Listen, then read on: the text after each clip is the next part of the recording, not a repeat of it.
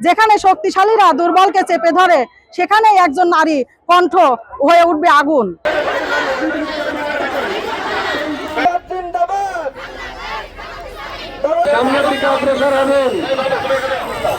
আমি একজন নারী, আমি দুর্বল নয়। আমি সাক্ষী দিব, জুলুমের বিরুদ্ধে দাঁড়ানো আমার ইমানের দায়িত্ব। ন্যায় ও ইনসাফের কোনো দয়ার বিষয় নয়, এটা আল্লাহর আদেশ।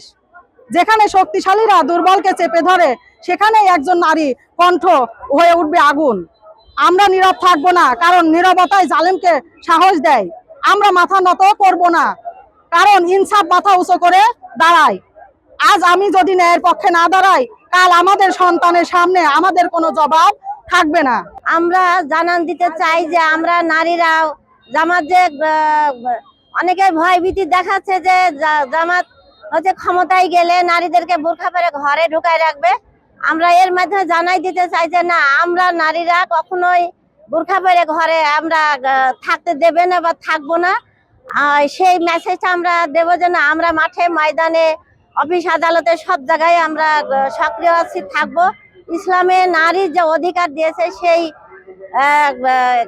এই দাঁড়িপাল্লাকে বিজয়ী করে সেই নারীদের অধিকার সুরক্ষা, তারপরে আমাদের কর্ম সংস্থানের যে নারীদের অধিকার দিয়েছে, আমাদের নিরাপত্তার জন্য ন্যায় ইনসাফ ভিত্তিক সমাজ প্রতিষ্ঠা করার লক্ষ্যেই আজকের এই মহিলাদের নারীদের নিয়ে আমরা এই সম্মেলন প্লাস আমরা মিছিল করে মেসেজ দিতে চাই যে ইনশাল্লাহ আমরা দাঁড়িপাল্লার বিজয়ের পক্ষে আছি। মহিলাদের যে এত অবহেলা বলি আমাদেরকে বলছে যে আমরা ঘরবন্দি করবে, আমাদের যে অধিকারগুলো আছে সেখান থেকে বঞ্চিত করবে, সেটাই আমরা জানান দিতে চাই যে না, আমরা জামাতে ইসলামের মহিলা, জামাতে ইসলামের সংগঠন, এটা একটা শক্তিশালী সংগঠন।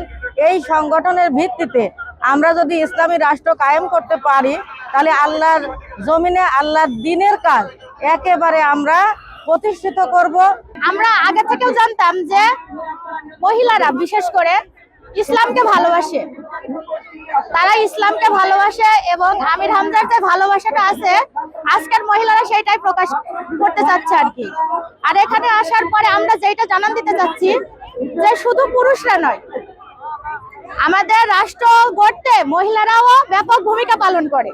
আজকে আমরা সেই জিনিসটাই জানান দিব যে ইসলামী রাষ্ট্র ক্ষমতায় আসলে যে একটু আগে আপনি বললেন যে মহিলাদের অধিকার থাকবে কিনা, তারা কাজ করতে পারবে কিনা, আমরা বলতে চাই যে আমরা মহিলারা জামাত ইসলাম একটা সংগঠনের সঙ্গে যুক্ত হওয়ার পরে আমরা কিন্তু অনেক মহিলারা চাকরি করি, যারা চাকরি করছি, সংসার সামলাচ্ছি প্লাস সংগঠন সামলাচ্ছি। আমরা এইভাবে নেতৃত্ব দিয়ে রাষ্ট্রটাকেও সামলাইতে চাই। আমরা চাই যে রাষ্ট্রের সর্বস্তরের মানুষকে জানান দিতে যে ইসলাম কখনো মহিলাকে ঘর কোনো করে রাখতে চায় না, আঘাত করতে চায় না। তারা তাদের অধিকার দিয়ে ভালোভাবে রাষ্ট্রটাকে পরিচালনা করতে চায়। বাচ্চার অধিকার যেভাবে নিশ্চিত করবে, ওই মাই চাই সমাজের অধিকার নিশ্চিত করবে। কোনো মহিলাকে এখানে কোণঠাসা করে দেখার সুযোগ নেই। ইনশাল্লাহ আমরা দেখতে পাচ্ছি যে জামাতের ব্যাপক আলোড়ন সৃষ্টি হয়েছে, আমির হামজার ব্যাপক আলোড়ন সৃষ্টি হয়েছে। আমরা চাবো যে এখান থেকে অবশ্যই আমরা দাঁড়িপাল্লা ক্ষমতায় আসুক, ইসলামী রাষ্ট্র কায়েম হোক এবং মহিলাদের নিশ্চয়তা দান করুক।